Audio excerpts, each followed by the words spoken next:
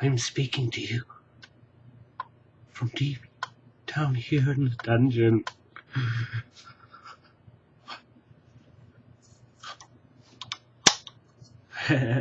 So, I'm gonna apologize to not giving you my full attention because I'm gonna try to draw and talk at the same time and kill two birds with one stone, or actually just accomplish two things with, I don't know. So I don't know what I want to talk about right now.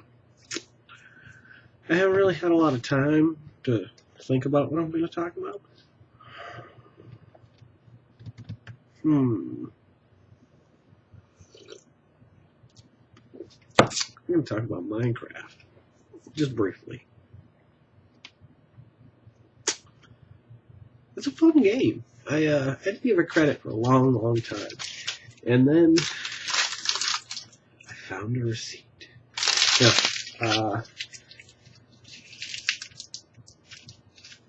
think I got a copy from somebody, just a trial or something. And it was kind of fun, so I installed it or whatever. And then I had played it a little bit. I still haven't played it a lot. It's just kind of fun every now and again if there's nothing better to do. And I just have like 10 minutes before I have to go somewhere or something. I'll play it like that. Or I've had some longer marathons, but I don't really have a lot of time to play video games anymore, which is kind of sad because it's such a fun thing. Like I've got a lot of like simulators and stuff like that I hadn't even thought about. I remember having computers, 10 years ago, 15 years ago, 20 years ago. 93, I got my first computer. It was that summer. And I remember playing video games on that. That was fun. But now it's just that they're so crazy. These games, I can't do all these things with my hands. I couldn't do it 10 years ago. I guess I enjoy watching them. I really do. Unless it's Tony Hawk, man. Ooh, good time. That was such a fun series. That was a fun time in my life. It was after Gwen was born. It was kind of the people who were still hanging out. This is that in between part because it was after the wild times and stuff like that. But it was before we moved. But it was pretty much that entire time. So probably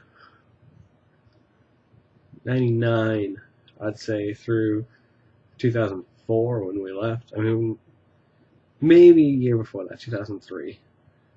Which kind of sucked because people started moving away. I think Michelle had moved to Florida. Gary had come back from New York, I think, at the time. Brad was talking about moving out there or something.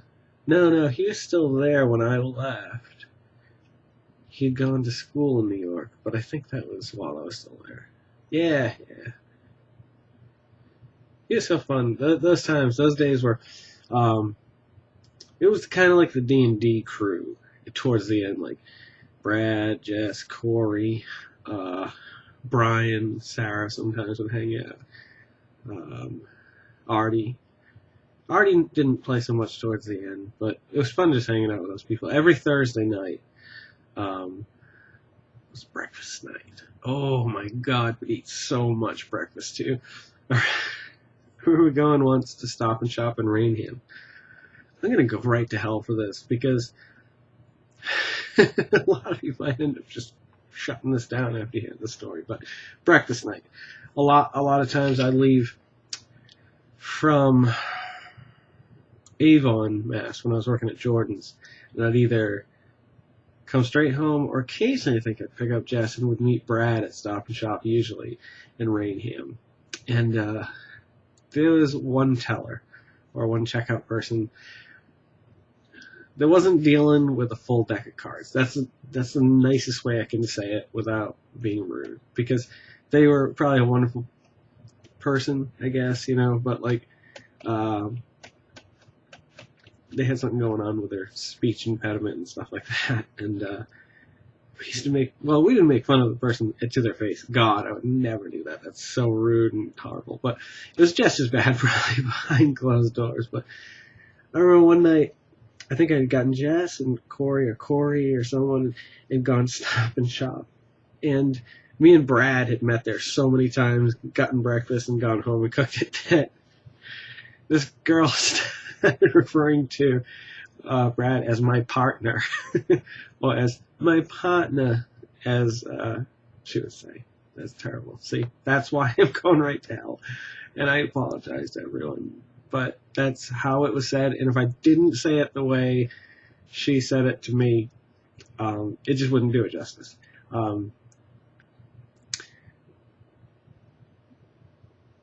don't know where the story goes from there, but it was funny at the time. And then Brad found street cake and brought it home.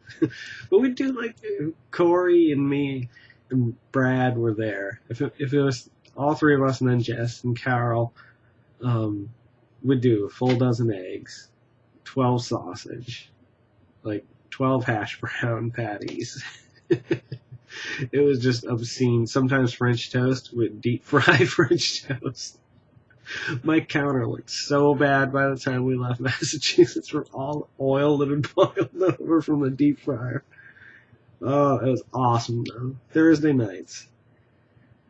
I remember originally we played Dreamcast too. That's right around that time. And we played Crazy Taxi, which after a while that was just horrible. And I think Soul Calibur. Oh, that was crazy. And then I'm fairly certain one of the Tony Hawks was on the Dreamcast, and that's when like that moment of my life was solidified. Like playing that game with Brad and Corey and Jess and Brian and whoever was there that night. Like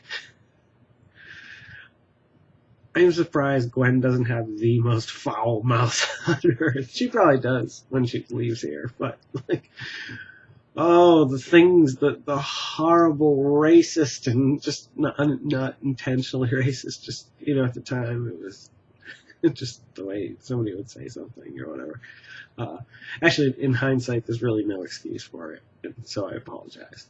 But it was just the way we talked at the time. So putting aside that there's probably some horrible slurs in there and whatnot, it was just something that 3 or 4 friends said to each other. But it was really bad. Oh, I think it was right around the time of Tony Hawk 3. That's when it all went to hell. Oh, man. That was the pinnacle, but that was the best of all of them, I think. All right.